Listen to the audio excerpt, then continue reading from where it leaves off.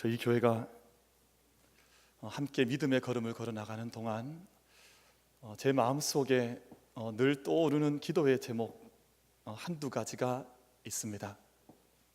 첫 번째 소망은 저희 교회가 늘 더 순전해 가기를 소망합니다. 늘 더 깨끗해져 가는 거죠. 더 맑은 영성, 또 더 아름다운 믿음의 삶이 꽃피워져 가는 것보다 사실은 더 귀한 일이 어디 있겠습니까? 그리고 또 한 가지는 주님께서 우리와 함께 하시면 우리가 더 튼튼하여지고 더 단단해져서 하나님께서 맡기시는 일들을 우리가 허약해서 못하는 교회가 아니라 하나님께서 맡기시는 모든 위임하신 일들을 능히 감당해 나갈 수 있는 저희 교회가 될 수 있기를 바랍니다. 우리 시간 좌우 분들과 함께 한번 인사 한번 하시면 좋겠습니다. 감동 오시는 대로 인사하시면 좋을 것 같아요. 더 맑아지시기를 바랍니다. 더 강건하여지시기를 바랍니다. 우리 한번 같이 인사 나누겠습니다.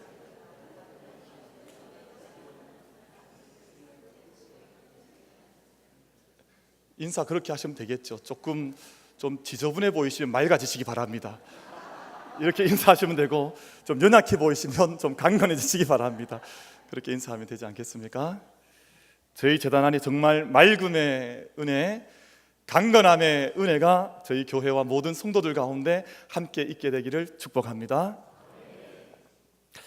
흙이 토기가 되려고 하면 자기 안에서 모든 불순물을 먼저 다 제거해야 합니다. 불순물이 있어도 토기는 만들어질 수 있습니다. 그러나 불순물이 많이 몸 안에 함유된 채 있는 채 그릇이 만들어지게 되면 단단하고 좋은 그릇이 절대 될 수가 없습니다. 그래서 그릇을 만들려고 흙을 모으는 사람은 그 모아진 흙을 물속에다가 오랫동안 넣어놓고 불순물을 제거해 나갑니다.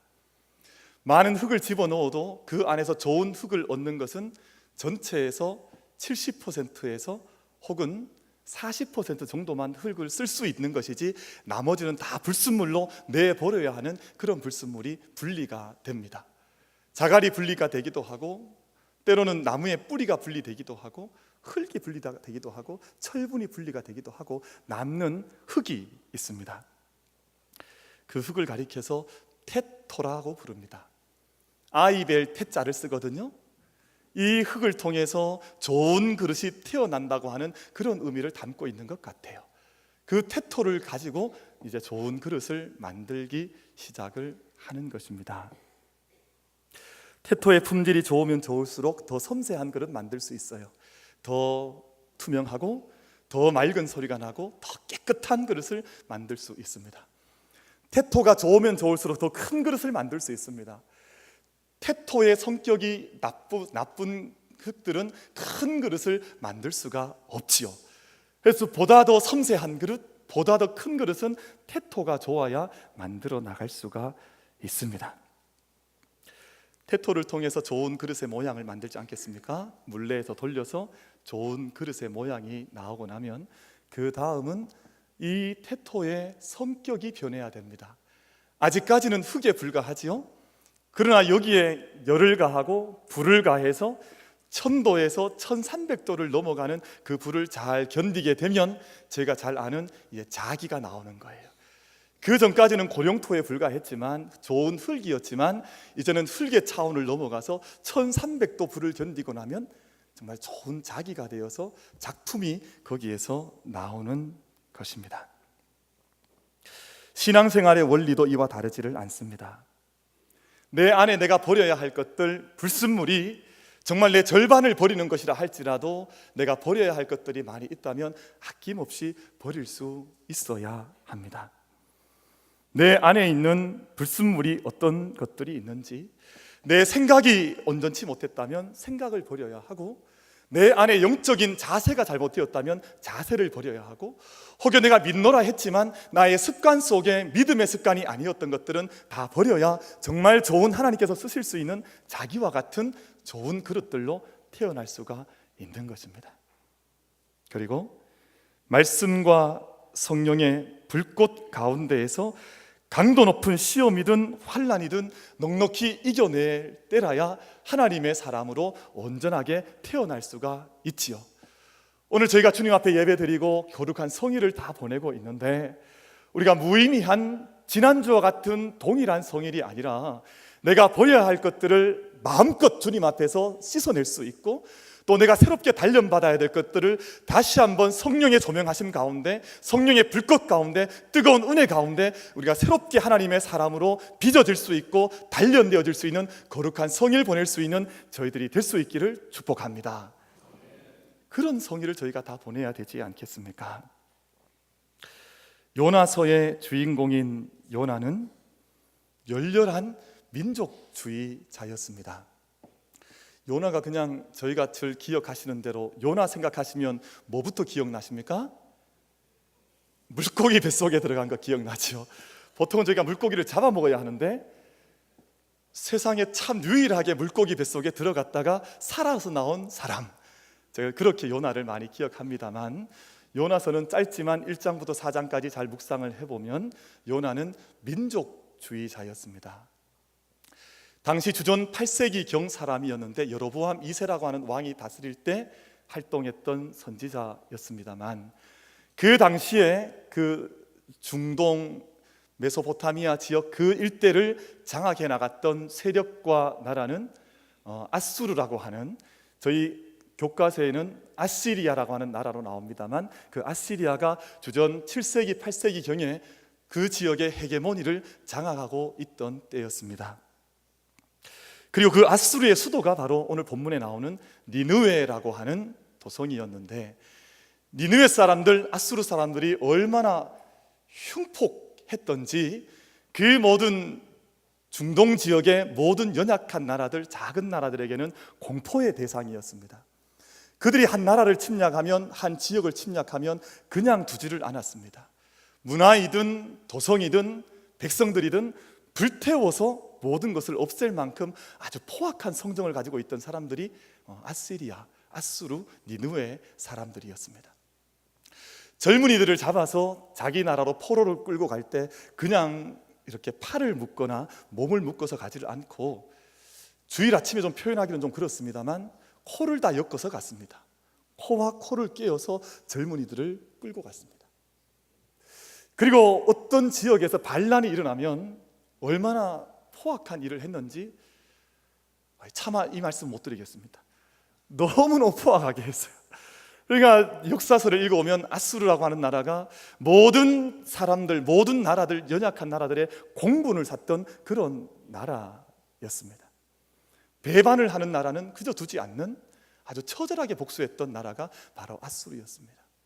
근데 민족 역사관, 민족 의식, 그리고 역사의식이 있었던 요나에게는 이것이 도무지 용서하지 못할 그러한 자세로, 그러한 모습으로 요나에게는 다가왔던 것이죠. 요나는 시인이기도 했습니다. 저희 나라에도 김영랑, 이상화 같은 시인들이 있어서 민족 저항 시인으로 그렇게 불림을 받지 않습니까? 요나서 2장을 읽어보면 요나도 아주 끼어있는 시성을 가지고 있었던 그런 사람이었습니다. 민감한 영혼을 가지고, 영성을 가지고 아수르를 바라볼 때에는 이 나라는 도무지 용서받지 못할 나라요, 백성들 가운데 속해 있던 그런 나라 가운데 하나였습니다. 그런데 강한 의지와 자아를 가지고 있고 민족의식으로 무장했던 요나에게 하나님께서 말씀하시고 그를 이끌어 가시는 말씀이 요나서 속에 잘 기록이 되어져 있는데, 오늘 요나서 말씀을 통해서 하나님께서 오늘 우리에게도 주셨던 말씀, 요나에게 주시지만 오늘 우리에게 주시는 말씀을 함께 듣고자 합니다. 첫 번째는, 하나님은 요나를 통해서 경계를 넘어가는 사람이 되기를 원하셨습니다. 이스라엘이 제사장 나라로 부름을 받고, 또 아브라함이 첫 사람으로 하나님의 복된 복을 담지한 사람으로 부름받을 때에는 자기만 복을 잘 지키고 간직한 사람이 아니라 그 복을 받고는 세상으로 나아가서 제사장 나라가 되도록, 복을 전하는 사람이 되도록 부름을 받지 않았습니까? 그렇게 하려면 불갑을 해야 하는 일이 경계를 넘어가는 일을 감당을 해야 했습니다. 기독교 복음의 역사는 경계를 넘어가는 역사였습니다. 사람에게서 사람으로, 마을에서 마을로, 나라에서 나라로, 민족에서 민족으로 경계가 넘어가야 그 복음과 그 은혜가, 구원이 사람들에게 전해져 나갔던 것입니다. 제가 잘 알고 있는 사도행전 1장 8절 말씀, 오직 성령이 너희에게 임하시면 너희가 권능을 받고 예루살렘과 온 유대와 사마리아와 땅끝까지 이르러 내 증인이 되리라 말씀하셨던 것은 예루살렘에서 유대로 다시 한번 경계가 넘어가고, 또 유대 땅에서 사마리아로 경계가 넘어가고, 그 땅에서 다시금 땅끝까지 경계가 넘어가야 그 복음이 넘어갈 수 있다고, 경계를 넘어가야 복음이 전해질 수 있다고 말씀을 하신 것입니다. 만약 복음이 유대인의 경계를 넘어가지 못했다면 오늘 저희들이 함께 모여서 예배를 드릴 수 없었을 것입니다. 참 어려운 경계이지만, 넘기가 참 곤란하고 어렵고 힘든 경계이지만, 그 경계를 넘어갈 수 있을 때 복음이 그 다음 시대와 사람들을 향해서 전해져 갈 수 있었습니다. 처음 유대에서 시작된 복음이 이방 지역으로 사마리아 사람들에게로 전파되어져 나갔습니다. 사마리아 사람들과 유대 땅을 넘어서 이방 땅으로 전해졌던 그 복음이 그리스와 로마 시대를 거치면서 그 당시에 헬라 모든 지역들로 다시금 경계를 넘어가기를 시작을 했습니다. 그리고 그리스 로마 시대를 지냈던 복음의 그 경계가 당시에는 이민족이라고, 오랑캐라고 생각했던 그 다음 땅들을 향해서 복음이 또 경계를 넘어가기를 시작을 했습니다. 다음 서유럽 시대를 거쳐서 유럽 전역으로 복음이 팽창되어져 가면서 20세기 오늘 우리 직전 시대까지, 아시아로 복음이 넘어올 때까지 늘 복음은 경계와 대륙을 넘어서 우리에게까지 오는 역사를 거쳐 왔습니다. 기독교의 중심은 늘 그렇게 이동을 해가서 오늘 우리들에게까지 이르게 된 것입니다. 여러분, 민족주의자였던 요나에게 너가 품고 있는 민족주의의 진영을 넘어가서 저 포악한 아수르 사람들에게까지 복음을 전하라고 할 때 요나는 그 경계를 넘어가는 것을 자기가 하기가 싫었습니다. 요나에게 내려진 명령은 민족주의자로 살아가는 한 이데올로기에 사로잡혀 있던 요나에게는 차마 감당하기 싫은, 감당할 수 없는 하나님의 명령으로 요나에게 다가왔던 것입니다. 그래서 하나님께서 동편에 있는 니느웨로 가라고 명령하셨는데 그 명령 앞에 요나가 자기의 방향을 완전히 돌려서 어느 편으로 갔겠습니까? 서편을 향해서 나가기를 시작을 했습니다. 그래서 서쪽 저 어딘가에 있던 다시스라고 하는 곳으로 도망하기 위해서, 하나님의 손길에서 벗어나기 위해서 욥바라고 하는 해변 동네로 가서 배를 타려고 내려갔습니다. 다시스로 가는 배를 욥바에서 탔는데 그 배를 타고 가던 요나가 다시금 찾아 들어갔던 방은 배 가장 밑편에 있던, 배 아래층에 있던 한 작은 방으로 다시금 내려갔습니다. 마침내 요나가 태풍 가운데에서 자기 때문에 이런 풍랑이 왔다는 것을 알고 사람들에게 자기가 자원해서, 내가 저기 니느웨에 가서 복음을 전할 바에는 차라리 나를 이 바다에 집어 던져 주십시오, 자원해서 바다에 던짐을 당해서 죽음을 자청했습니다. 그래서 요나서 2장 6절 말씀에 요나가 직접 불렀던 노래의 내용을 보면 산의 뿌리까지 내려갔다라고 그렇게 말씀을 하고 있습니다. 사랑하는 성도 여러분, 이 말씀이 저희들에게 주는 교훈을 이해하시겠습니까? 하나님께서 우리 가운데 우리가 넘어가지 못하는 경계가 있어서 그 경계를 넘어가라고 하나님께서 명령하실 때, 내가 지금도 붙들고 있어서 내가 이데올로기처럼 붙들고 있는 그것을 넘어가지 못하면 욥바로 내려가고, 다시금 배의 지하로 내려가고, 산의 뿌리 깊은 곳까지 내려갈 수밖에 없는 내리막길 인생을 걷게 된다는 것을 하나님께서 이 본문을 통해서 우리에게 말씀해 주시는 것은 아니겠습니까? 우리가 경계를 넘어가는 것은 우리 안에 있는 불순물을 버리는 하나의 훈련입니다. 내가 그토록 넘어가지 못해서 타인에게 상처를 주거나 또 우리 가족들에게 아픔을 줬던, 내가 넘어가지 못했던 경계가 우리들에게 있지는 않습니까?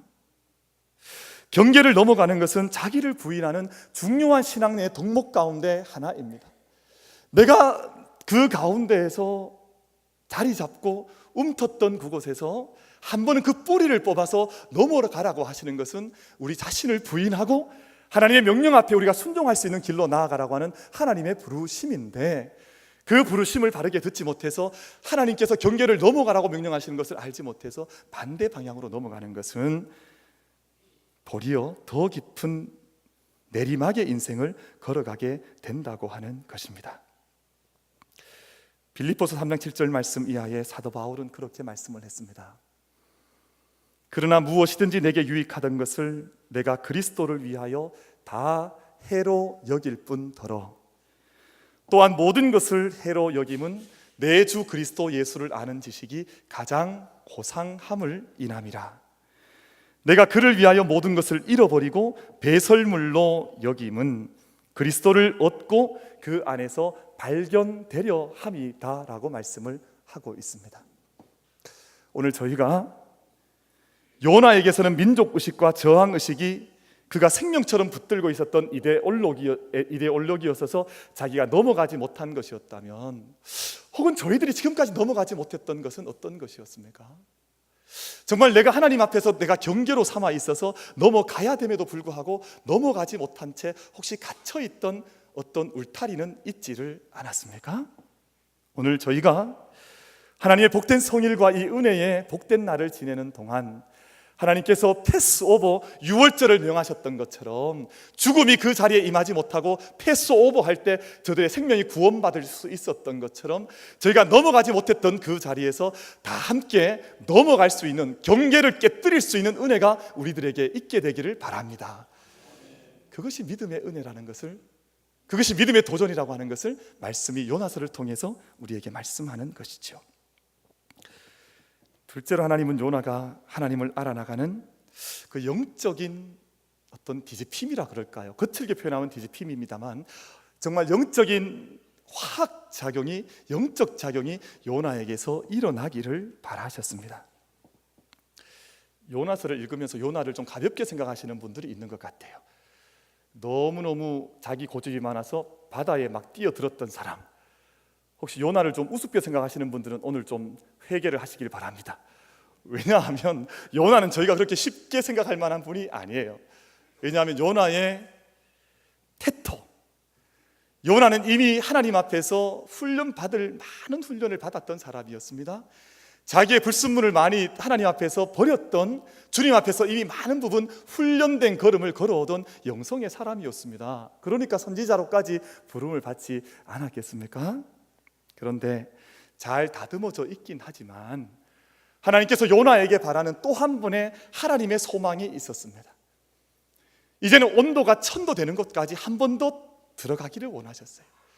이제는 1300도 넘어가는 그 온도에 요나가 들어가서 자기의 삶이 그 예전에 알던 요나가 아니라 다시 한번 완전히 바뀌어져서 고령토에서 이제는 자기와 같은 변화의 삶을 살아가기를 하나님께서 그에게 원하셨던 것이죠. 지난 겨울에 레 미제라블이라고 하는 영화가 주목을 받았던 것으로 기억하고 있습니다. 그 영화에서 휴 잭맨이라는 사람이 장발장을 연기를 했고, 러셀 크로우라고 하는 사람이 그 영화에 나오는 경관 자베르 형사의 역할을 했었습니다. 근데 자베르 형사를 기억하시는지 모르겠습니다. 영화를 보신 분들은 그 형사를, 장발장을 끝까지 쫓아다녔던 형사 한 사람을 기억하겠습니다만, 자베르 형사는 참 충실한 사람이었습니다.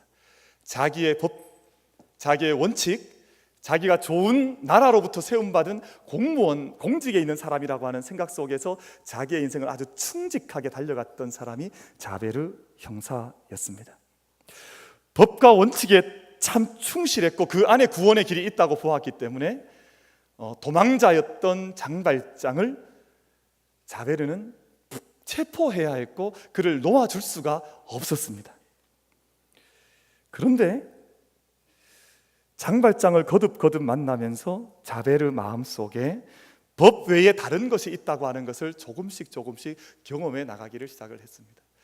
자기는 법이 자기의 구원의 길이라고 생각했는데 장발장을 만나면서 몇 차례 만나고 부딪혀가면서 이 법 외에 다른 그 어떤 것이 있지 아니하는가 하는 마음의 갈등을 자베르 형사가 겪기를 시작을 했습니다. 한쪽에서는 정의가 자기 마음을 붙들고 있고, 한쪽에서는 지금까지는 경험해보지 못했지만 한 사랑이라고 하는, 자비라고 하는 마음이 자기 마음속에 꿈틀거려 오기 시작하면서 이 사이에서 갈등하는 사람이 자베르 형사였습니다. 그러나 그것을 마침내 견디지 못해서 자베르는 그 벽 앞에서 자기의 목숨을 던지고 마는 장면이 영화 속에서 나왔었지요. 요나가 그랬습니다.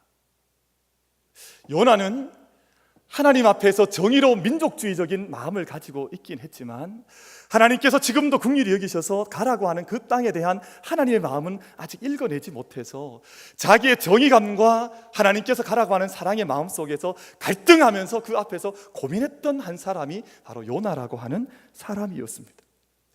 심지어는 바다 깊숙한 곳까지 물고기 뱃속에 들어가서 하나님께 훈련을 받았지만 아직까지 완전한 회개를 하지 못했던 그런 사람이 바로 요나였습니다. 참 놀라운 것은 니느웨 사람들이 참으로 놀랍습니다. 여러분, 제가 아까 말씀드릴 때 니느웨는 참 무시무시한 도성이라고 말씀을 드리지 않았습니까? 이 도성의 크기가 얼마나 컸던지 지름이 한 30에서 40km 정도 열심히 달려가야 도성 끝에서 끝에 이를 정도의 큰 도시가 니느웨 성이었습니다. 그리고 니느웨 성곽이 대단히 넓어서 그 성곽 위에서 마차가 한 3대 정도 함께 서서 달릴 수 있을 정도의 만큼 니느웨 성곽 폭 자체가 큰 곳이었습니다. 3일 길을 건장한 사람이 달려가야 그 성 끝까지 닿을 수 있는 그런 곳이었는데, 하나님께서 물고기 뱃속에서 이제 나온 요나를 두 번째 부르셔서, 요나서 3장의 말씀인데 다시금 니느웨로 가서 복음을, 구원의 회개의 소식을 전하게 하셨습니다. 근데 요나가 이 일을 얼마나 싫어했는지 사흘 길을 달려야 다 닿을 수 있는 그 니느웨 성에서 단 하루 만에 복음을 다 전하고 말았습니다. 놀라운 일이 일어난 거예요. 사흘 길을 열심히 걸어가야 닿을 수 있는 그 도성을 하루 만에 그냥 요 땅 하면 그냥 쫙 달려가듯이 그렇게 복음을 막 듣든 말든 막 그냥 씨앗을 뿌리면서 막 달려가듯이 그렇게 복음을 전하고 말았습니다. 복음과 선교 사이에 사상 초유의 일이 일어났습니다. 그렇게 그냥 자기 달려가듯이 그렇게 복음의 씨앗을 뿌렸는데 전무후무한 전도자로 요나가 이름을 남기게 되었습니다. 하루 만에 전한 그 복음이 씨앗이 다 떨어져서 그 성 전체가 회개하는 역사가 일어나게 되었습니다. 사도행전 4장에 베드로가 복음을 전할 때 하루에 몇 명이 돌아왔다 그랬습니까? 5,000명이 돌아왔다 그랬거든요. 그런데 그거는 세 발의 피 같아요. 하루 만에 복음을 전했는데 12만 명이나 되는 사람들이 다 회개하고 니느웨 전체가 회개하는 역사가 일어나게 되었습니다. 요나는 정말 니느웨가 회개하는 것이 싫었습니다. 그래서 요나서 4장 1절 말씀, 2절 말씀을 보면 그의 마음이 잘 기록이 되어져 있습니다. 혹시 내가 복음을 전해서 이 사람들이 회개하면 어떡하나, 그것이 요나의 걱정이었습니다. 내가 혹시 복음을 전했는데 이 사람들이 정말 돌아와서 내가 이토록 미워하는 이 민족이 하나님께 구원받으면 어떡하나 하는 생각이 요나의 마음속에 들어가 있었습니다. 그래서 요나서 4장 2절 말씀을 읽어보면 내가 이럴 줄 알았습니다. 요나가 이렇게 고백하거든요. 주께서는 은혜로우시며 자비로우시며 노하기를 더디하시며 인애가 크시사 뜻을 돌이켜 재앙을 내리지 아니하시는 하나님이신 줄 내가 알았음이니이다. 이 말이 무슨 말입니까? 내가 이럴 줄 알고 도망갔는데, 내가 하나님께서 이렇게 자비롭고 은혜가 많으셔서 하나님께서 이 사람들 구원하실 줄 알고 그거 싫어서 도망갔는데, 하나님 내가 이럴 줄 알았습니다. 하나님, 이게 도대체 하나님 왜 이렇게 하셨습니까? 하는 요나의 항변하는 마음이 본문 속에 잘 들어가 있습니다. 저는 이 말씀이 너무너무 좋아요. 우리 학교에서 그런 일들 있지 않겠습니까? 한 학생이 선생님이 너무너무 피곤하고 힘들어서 정말 가르치기가 싫으세요. 그래서 하나만 가르쳐 주셨는데 학생들이 열과 백을 깨달아 알아요.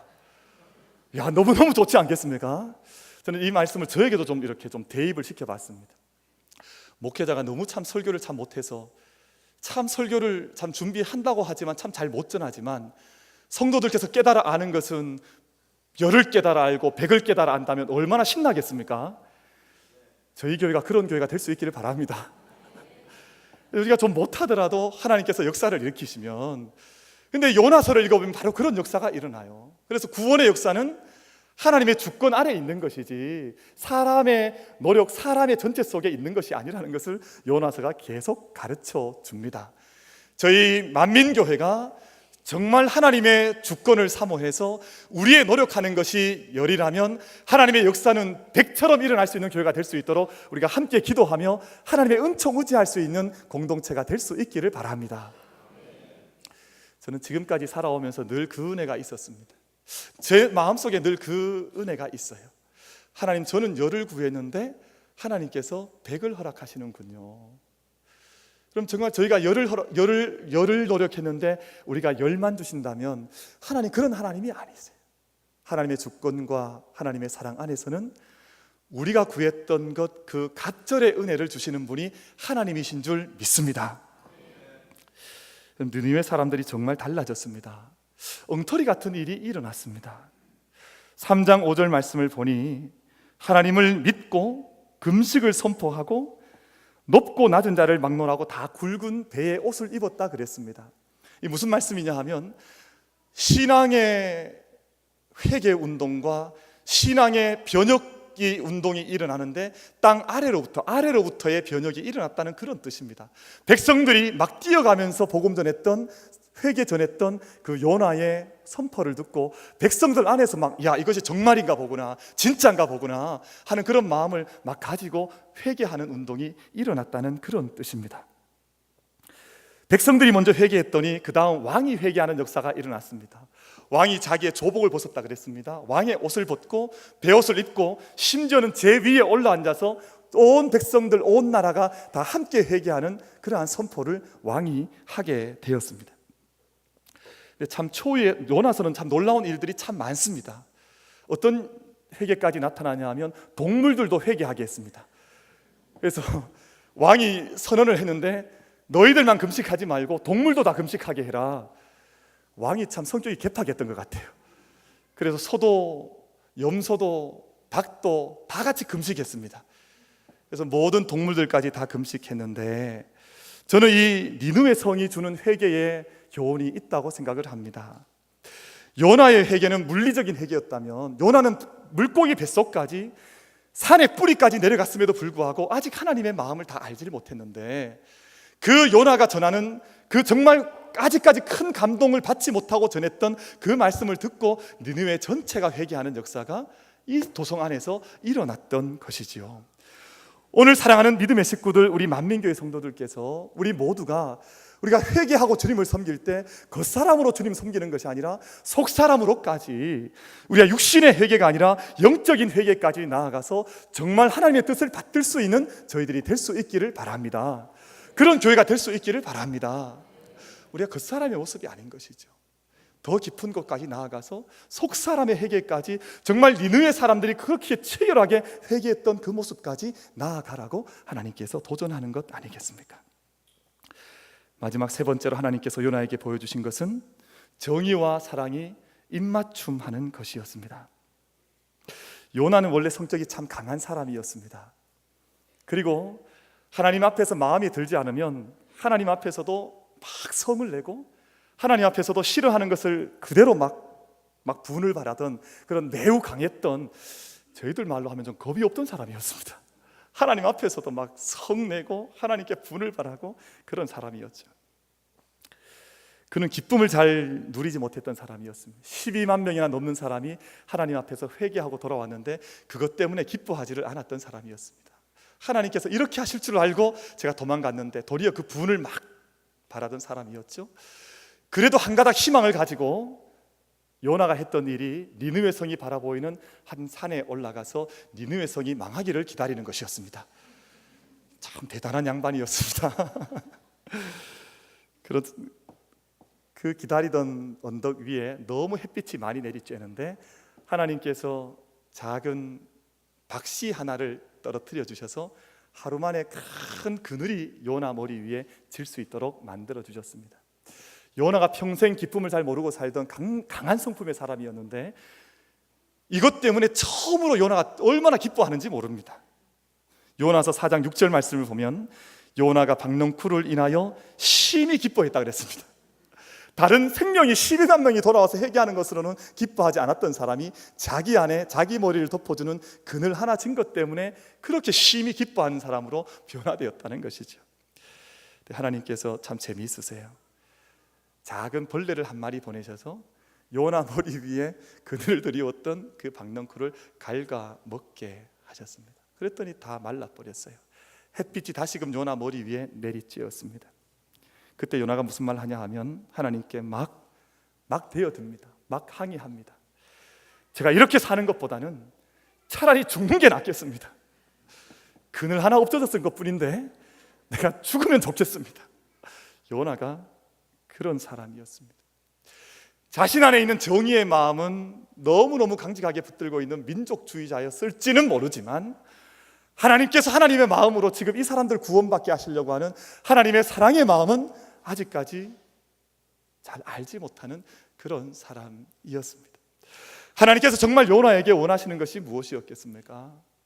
요나, 너는 정말 좋은 밭을 가지고 있고 정말 강직한 성품의 사람인데 한 가지 더 필요한 것이 있어. 그것이 바로 사랑의 마음인데 지금 이 도성 안에 있는 12만 명이나 되는 사람이 좌우를 분별하지 못하고 어떻게 인생을 살아가야 할지 알지 못하는 지금도 버림받은 백성들인데 그들에게 다가가서 나의 구원의 소식을 좀 전해주지 않겠니?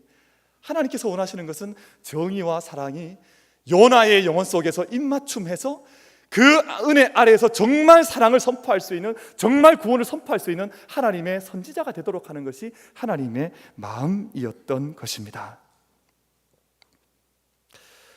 저희들 안에 있는 어떤 기준 때문에 하나님께서 원하시는 정의와 사랑의 입맞춤을 놓쳐서는 안 되지 않겠습니까? 마틴 루터 킹 주니어 목사님께서 미국의 꿈이라고 하는 설교에서 그런 설교를 하신 대목이 있습니다. 하나님의 형상 안에는 색깔의 차이가 없습니다. 높은 소리를 내는 흰색의 건반이 있어야 하는 것처럼 낮은 소리를 내는 검은 건반이 함께 있어야 이 건반을 이루는 것이 아니겠습니까? 우리는 내가 흰 건반을 좋아하면 흰 건반을 붙들지만 내가 때로는 검은 것만을 좋아하면 검은 것만을 붙들지만 하나님의 의를 이루어가는 것은 이 모든 것들이 함께 붙들림 받아야 참으로 하나님 나라를 이루어갈 수 있다고 하는 것을 설교한 대목이라고 생각을 하고 있습니다. 사랑하는 믿음의 식구들께서 혹여 정말 하나님께서 원하시는 경계를 넘어가야 함에도 불구하고 경계를 넘어가지 못했던 적은 없습니까? 혹은 정말 우리가 하나님의 훈련 가운데에서 우리의 속사람과 우리의 믿음이 1300도 되는 성령의 불길 가운데에서 우리가 바뀌어져서 정말 성령의 종이 되어야 됨에도 불구하고 아직까지 육신의 종처럼 살아가는 믿음의 식구는 있지 않습니까? 내 안에 있는 것이 아직도 하나님의 사랑의 은사 가운데에서 정말 입맞춤을 해야 됨에도 불구하고 그 입맞춤을 하지 못해서 하나님 뜻 안에서 쓰임받지 못하는 일은 있지는 않습니까? 오늘 거룩하고 복된 성일에 하나님의 사랑이 선포되는 아름다운 성일에 정말 진리와 하나님의 은혜가 입맞춤하는 역사가 저들 가운데 있기를 바랍니다. 하나님의 정의와 하나님의 사랑이 입맞춤하여서 내 안에 스파크가 일어나서 하나님께서 원하시는 하나님의 교회로, 하나님의 일꾼들로 쓰임받아야 되지 않겠습니까? 저는 이번 신방 기간 가운데 중요한 그 전도의 방법을 하나 배웠습니다. 전도하는 것이 그렇게 어렵지 않겠구나 하는 것을 어떤 집사님을 통해서 배웠습니다. 집사님이 어떤 간증하시냐 하면, 목사님, 저는 저 앞에 앉아 계신 저 집사님 전도할 때 다른 말 하지 않았습니다. 한마디 했습니다. 무슨 말씀 하셨는가 가만히 귀 기울여 봤더니 그런 말씀 하셨대요. 우리 다음 주에 한 번만 교회를 가봅시다. 그 말씀 하셨대요. 그래서 한 번만 가보고 마음에 들지 않으면 안 가도 괜찮으니까 딱 한 번만 가봅시다. 그러셨대요. 근데 정말 딱 한 번 오셨다가 딱 한 번만 오셨을까요? 아니면 그 다음에 계속 오셨을까요? 답은 다 아시리라고 믿습니다. 우리가 한 번 넘어가는 것이 그렇게 어렵습니다. 그러나 우리가 그토록 경계가 높았다고 생각했던 것을 한 번을 넘어가면 하나님 앞에서 생명이 구원받는 것처럼 한 생명 구원하는 것이 얼마나 어려운 일입니까? 그런데 내 안에 붙들고 있었던 경계, 내가 갇혀져 있었던 그 경계를 한 번을 넘어가지 못해서 어둠 속에 있던 영혼들이 하나님 앞에서 한 경계를 넘어가면 변화가 일어나고, 그 변화 안에서 놀라운 하나님 나라의 영광이 일어난다고 하는 것을 저희가 깨닫게 되는 은혜가 있기를 바랍니다. 하나님께서 저희 재단을 통해서 그러한 은혜 나타내실 줄로 믿습니다.